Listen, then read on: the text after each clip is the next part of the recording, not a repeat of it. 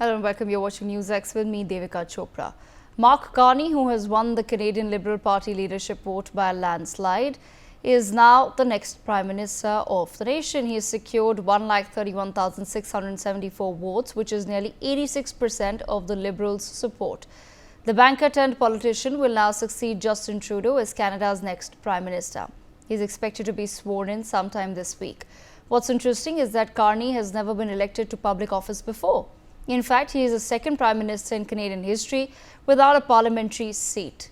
Precedent suggests that he will call federal elections and will face off against Conservative leader Pierre Poilievre very soon. But before that, the most pressing challenge that Mark Carney faces is tackling US President Donald Trump's tariff threats. The 25% tax rate slapped on Canadian goods has now locked the country in a trade war with its closest ally and largest trading partner. That's not all. His predecessor, Justin Trudeau, sank ties with India considerably. While Carney has vowed to rebuild the relationship, the larger question is whether we will see that promise catalyze. Apart from this, there are several other domestic issues for Canada as well. There's a housing crisis, falling growth rates, and the free run given to Khalistani gangs. How exactly will Mark Carney steer Canada? We take this conversation forward. Joining me is Ms. Ruby Dhalla, former member of Canada House of Commons.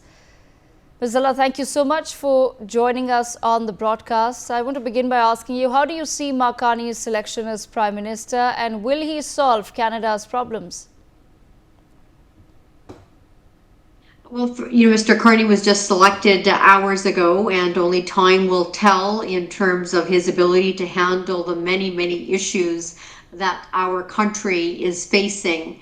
Mr. Carney has never been elected before for any type of political position, so this is the first time, that he has been elected, and that too as the Prime Minister. So only time will tell of his ability to handle the numerous challenges that Canadians are facing when it comes to the cost of living, the increase in prices for the cost of living at that, the affordability increase in prices of homes, of gas, of grocery prices, and also the many threats that Canada is continuing to face from the President of the United States, Mr. Trump. Okay, Ms. Dhalla, then you've brought up Donald Trump, so I want to understand your position on Trump's tariffs and what's really needed to perhaps not escalate this trade war further. Well, no one really wants any type of escalation. Canada and the United States have been friends for many years, and they work so well when all of our economies are so intertwined, together. And we have to ensure that we in Canada also start looking at a buy in Canada, made in Canada approach. The current status right now is that Mr. Trump has imposed 25% of tariffs on numerous products. There's another 25% that is coming in on April the 2nd. We see the steel and the aluminum industry, another 25%. There's tax of 10% on energy. And what Canada has done as a retaliatory measure is that energy, which heats many homes, over 1.5 million homes that are heated in 3 particular states, including New York, Minnesota, and Michigan, Canada has gone and put a 25% tariff on the energy that is going into the United States. There's almost a $2.2 trillion of economic trade that occurs between both nations. So any type of tariff tax is going to affect the increase in cost of living, the increase in utility bills, the increase in grocery prices, not only for Canadian families, but also for American families. We're going to start to see very large plants that produce automobiles actually shut down. People are going to start to lose their jobs. So both economies are going to be affected. And when I was in the leadership race to become Prime Minister and leader of the Liberal Party, I actually spoke about the importance of having a negotiated deal in which the Canadians and the American families would both walk out as winners, because it is very important that we negotiate a deal in which both countries will win. the tax by the United States president, the tariff taxes, are simply not the answer for long-term prosperity. Ms. Dhalla, I also want to understand from you, why do you think your candidature was disqualified? 150% when you talk to all of the Canadians that have expressed their anger when I entered the race to become the leader of the Liberal Party and Canada's next Prime Minister. I can tell you that the race itself was historic. I was the first woman of color, the first woman from a multicultural community to ever run for the leadership race of the Liberal Party, and also to become Canada's next Prime Minister. There was a tremendous amount of excitement from all of the country, from different parts of Canada. People were so incredibly excited. Also by the fact that I was talking about bringing the party back to the center. I was talking about progressive policy ideas to really, address the many challenges that our country and Canadian families are facing. As a doctor, I had great knowledge and insight into the healthcare crisis our country has. As a self-made businesswoman in hospitality, I had great insight into the overburdening of taxes that Canadians feel, and that businesses, the challenges that they feel, and actually the creation of jobs. And being a businesswoman, I also had the ability to negotiate with Mr. Trump as the president of the United States, because he is a businessman. So I spoke throughout my whole campaign of this particular tariff tax that myself as a businesswoman, Mr. Trump as a businessman, we would sit down and negotiate a deal. And I would have ensured that Canadian families, Canadian businesses in Canada would have walked out as a winner. As I spoke about these policies, our momentum in our campaign was growing on a day-to-day basis. The excitement was building. And all of a sudden, I was the only one that was questioning the establishment, that was wanting a change, because I was speaking on behalf of Canadians, because I was challenging the status quo and the establishment. The party simply did not want that. They did not want Ruby Dhalla on that debate stage. They did not want Ruby Dhalla on that ballot. And they wanted to complete the coronation of their chosen candidate, Mark Carney, which is the winner that we had tonight. And I think the Liberal Party underestimated and did not actually, realize that 11.8 million people would engage over social media channels to express their anger at the fact that my disqualification was an attack on Canadian democracy. It was an attack on fairness, attack on justice in our country. But most importantly, it was an attack on people's right to vote and to choose who they wanted to lead the Liberal Party, and most importantly, who they wanted as the voter to actually become their Prime Minister. And even tonight, as Mr. Carney is chosen, our Twitter, our social media feeds, our emails, everything is flooded with people saying, we wanted to have the choice to choose you. And one thing that's very interesting that happened tonight, the Liberal Party actually had 400,000 members that we had signed up.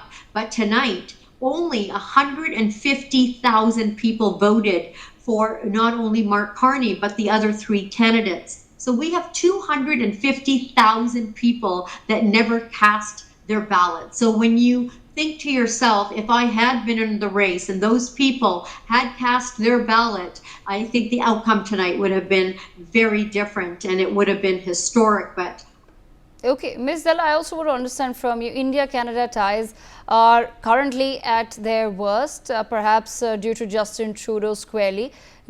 How crucial is restoring this relationship for Canada?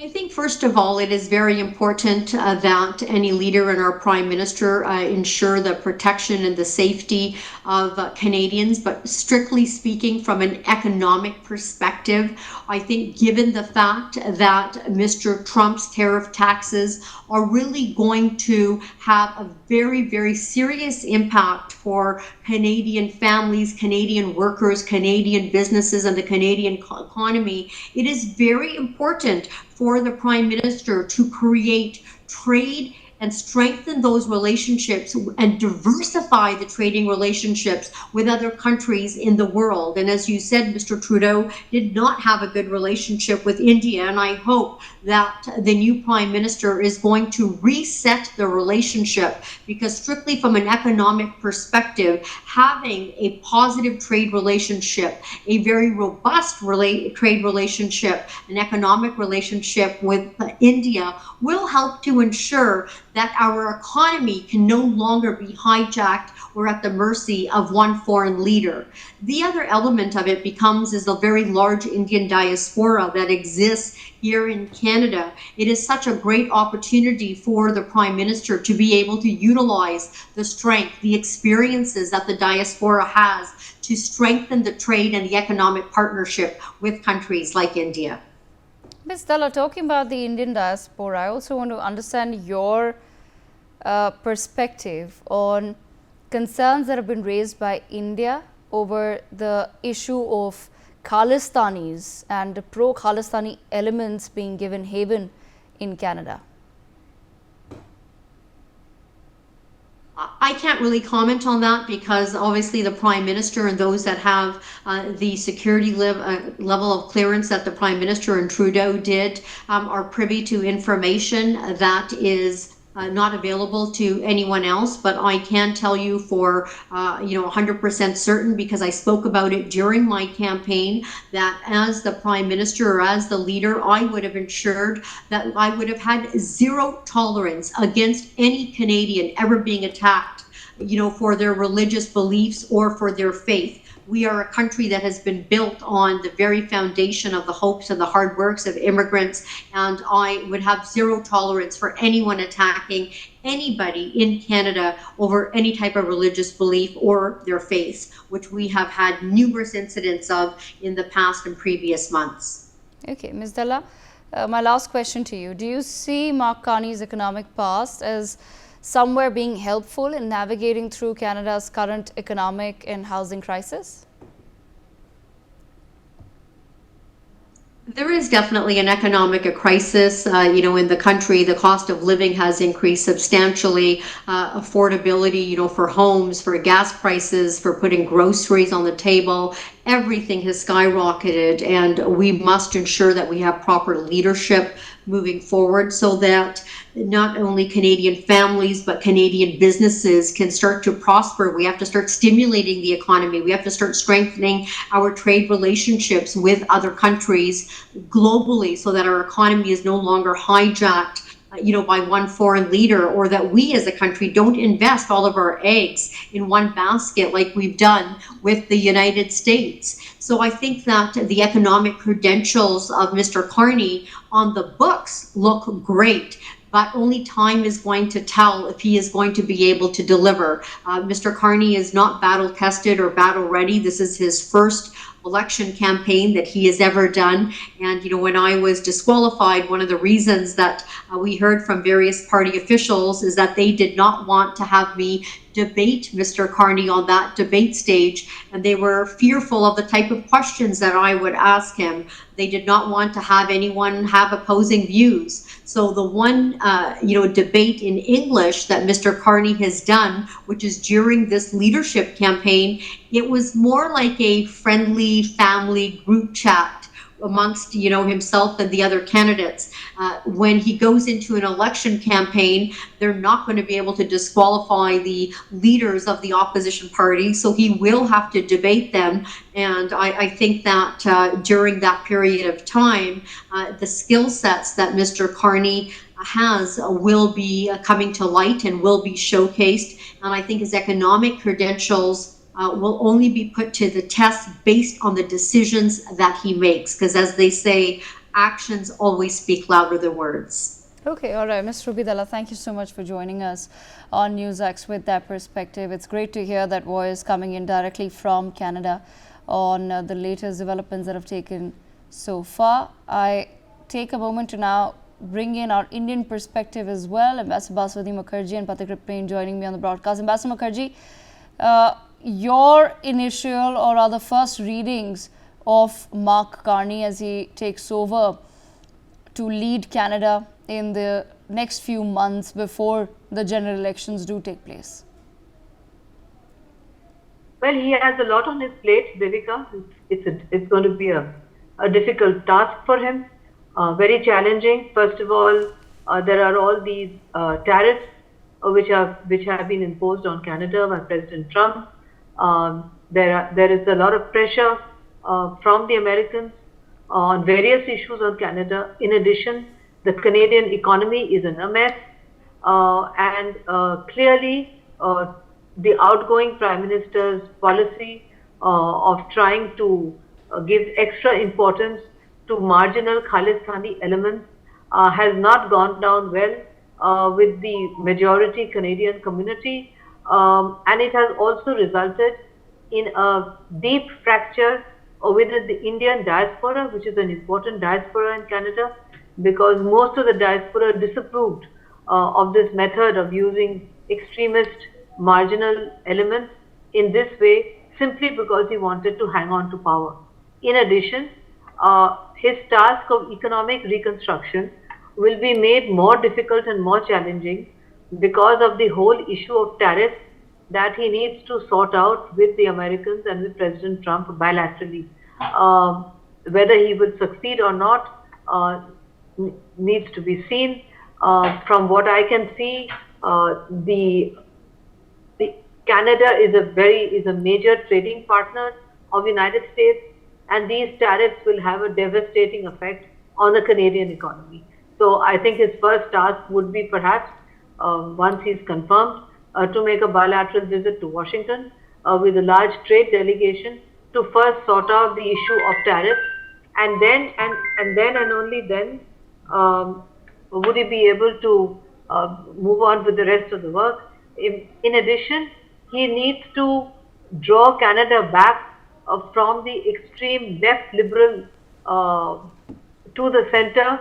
Left liberal is where Trudeau tried to drag it on one hand in cohorts with extremists, marginal Khalistanis, and on the other, it was out of touch with the emerging global world order, and it also put Canada in a difficult situation with regard to its old allies. For instance, Canada had an excellent bilateral relationship with India until Trudeau just buried it underground.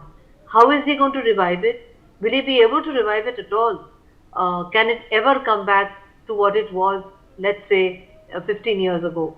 This is again another big challenge for Trudeau, and there is for the new Prime Minister. And then there is this whole challenge about how is he going to deal with China, because there was a lot of talk about the fact that his predecessor used to favor China.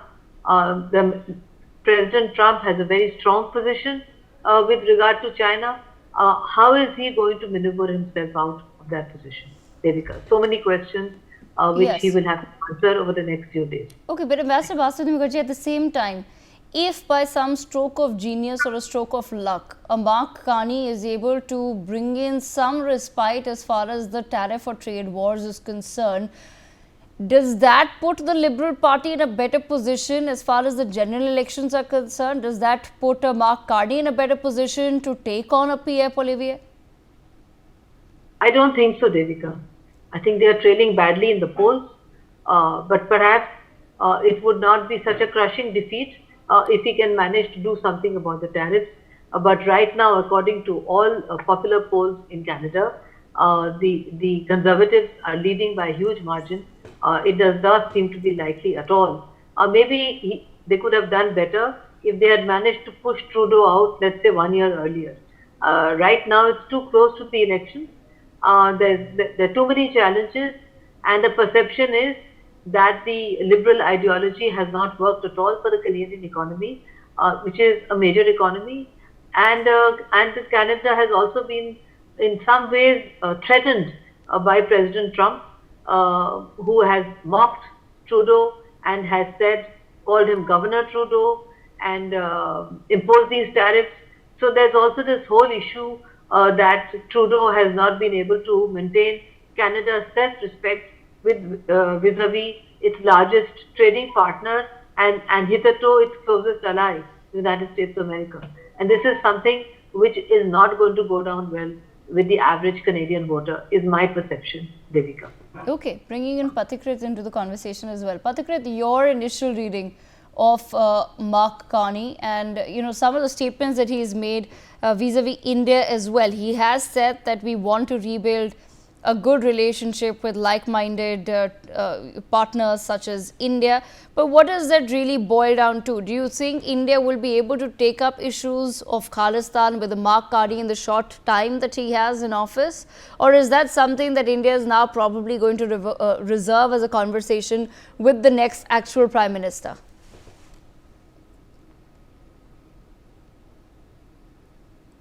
Pathikrit, could you unmute yourself?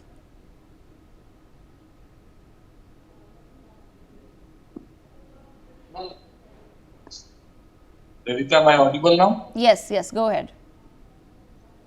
Well, I think the Canadian incumbent Prime Minister may claim that he wants like-minded countries like India, but I don't think we are like-minded with Canada. Unlike Canada, India doesn't harbor terrorists and all kind of anti-social elements of other countries.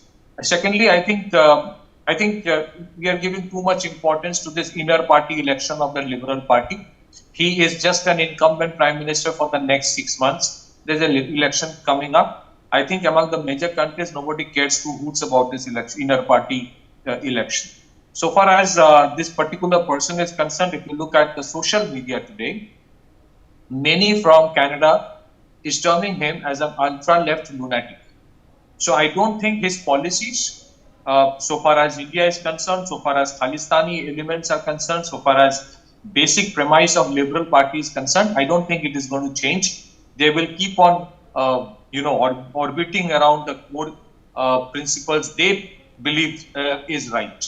Okay, so they are not going to take any strong action against those Khalistani elements who pose a major threat to India's sovereignty. And it is true that for a long period of time, they had a strong and a persistent anti-India policy. They literally became the second house for ISI to do all kind of anti-India operations.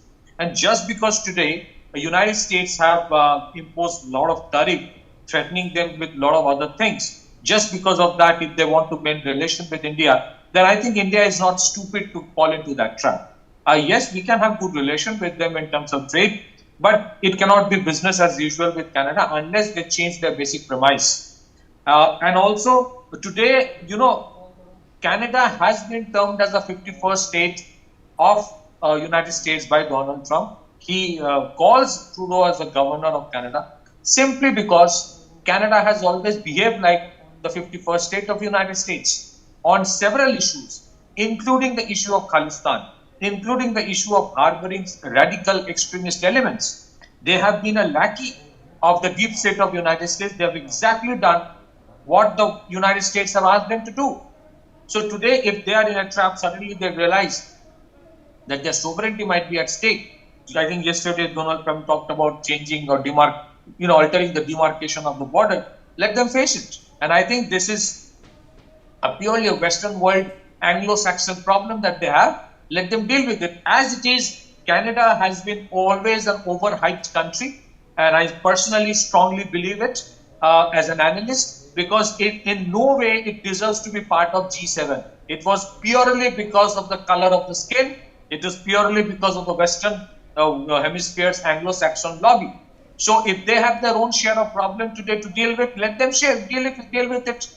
Because they have been a problem for many other countries. And that is not something that the Canadians will acknowledge. Will they acknowledge that the 1985 Kanishka bombing was at par with 9/11 terror attack? Neither Canada accepts it, nor United States accept it. So just because there is a problem today because of trade and tariff and borders on immigration, suddenly if this there are overtures from Canada towards India, I sincerely hope we not fall into that trap for a few $100 million of trade more. As it is, the basic premise is not going to change of what they believe in. And as it is, I still believe that he is just the Prime Minister for the next 6 months. As Ambassador Mukherjee mentioned, even most of people in Canada are frustrated with the kind of policies they have taken, which has created problem not just for countries like India, but they have made their own country very unsafe for the people of Canada. Back to you. Okay, but at the same time, Pathakrit, what is your reading of the Liberal Party's ability to really take on the right as far as the general elections are concerned? Well, I think this new announcement is purely because they were very much on the back foot. So they thought that somehow they will be able to salvage certain things. Now, they have a catch-22 situation. If they admit that there has been a lot of faults and they want to correct it, that means they agree that Trudeau was at fault. Now, Trudeau being at fault for the last 3-4 years, with that premise, it is very difficult for them to go to the election and say, give us vote. So I think they will meander somewhere in between. They will try to justify what Trudeau had done and still will try to bring some incremental changes. As it is, as I stated, it is very difficult for Canada to negotiate with the United States. Canada has an overwhelming dependence on United States, not just for trade, but also for security. I mean, Canada doesn't even have a proper intelligence agency of its own. It entirely depends on Langley, or you can say CIA, to do the needful. So when you behave like that, it is very difficult for Canada today to stand up and say, we disown United States, we will be on our own. Well, if they can do it, good enough. God bless them, best of luck. But it is highly unlikely that they can completely change their policies and be independent and take a stand against what Trudeau has done for the last 3-4 years. If Trudeau had said that, look, as a sovereign country, we can only do as much, we cannot just continue to do what Washington would tell us to do, probably the Khalistan issue would not have gone to that extent. Okay. And on many other issues. So I think they have to, I don't know what they will do, but the writing is on the wall that for them to win this election will be very difficult. They may just be trying to increase the percentage of vote to salvage something. But Okay, all right. On that note, I thank both of our guests for joining us to take that conversation forward, but that's all the time that we have. We must sip into a very quick break.